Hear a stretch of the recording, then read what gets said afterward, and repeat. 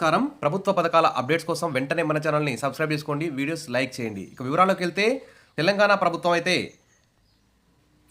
రాష్ట్ర వ్యాప్తంగా family digital కార్డుల రూపకల్పనపై కసరత్తు అయితే వేగవంతం చేసింది. ఇదే కార్డు అటు రేషన్ అవసరాలతో పాటు ఆరోగ్యం, సంక్షేమం, ఆస్తులు మొదలైన పథకాలకు సైతం వర్తిస్తుందని సీఎం రేవంత్ రెడ్డి అయితే స్పష్టం చేశారు.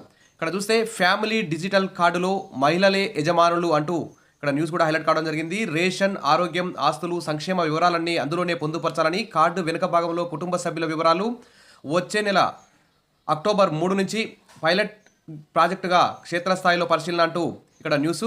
ఫ్యామిలీ నిర్ధారణకు ఇంటింటి సర్వే చేయండి. నేడు క్యాబినెట్ సబ్ కమిటీకి అధికారులు అయితే నివేదిక ఇవ్వనున్నారు. మరి ఈ డిజిటల్ ఫ్యామిలీ కార్డులో bank account number, pan card వివరాలు ఇవన్నీ అవసరం లేదని సీఎం రేవంత్ రెడ్డి అయితే చెప్పారు. మంత్రులు, కార్యదర్శుల సమీక్షలో సీఎం రేవంత్ రెడ్డి అయితే స్పష్టం చేశారు. 3 రాష్ట్రాల్లో అధ్యయనం చేసి మరి ఆఫీసర్లు అయితే ఈరోజు క్యాబినెట్ సబ్ కమిటీకి నివేదిక అయితే ఇస్తున్నారు.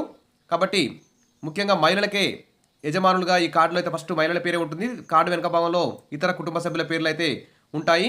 దాదాపు ఇప్పటికి రాజస్థాన్, హర్యానా, కర్ణాటక రాష్ట్రాల్లో అమలవుతున్నందున ఆ రాష్ట్రాల్లో ఏ విధంగా అమలు చేస్తున్నారనే విధానంపై అధికారులు అయితే మొత్తం అధ్యయనం చేశారు. ఈరోజు క్యాబినెట్ సబ్ కమిటీకి మరి ఆ కార్డుల్లో పొందుపరచాల్సిన వివరాలు, అప్డేట్కు సంబంధించిన అంశాలను నివేదిక రూపంలో ఈ ఆదివారం సాయంత్రంలోగా మంత్రులు ఉత్తమ్ కుమార్, పొంగులేటి, దామోదర్ రాజనరసింహతో కూడిన మంత్రివర్గ ఉపసంఘానికి అందజేయాలని అధికారులను సీఎం అయితే ఆదేశించారు. మరి ఈ మేరకు ఆ ఫ్యామిలీ డిజిటల్ కార్డులో జత చేయాల్సిన అంశాలు, తొలగించాల్సిన అంశాలపై సమగ్ర జాబితా రూపొందించాలని సూచించారు.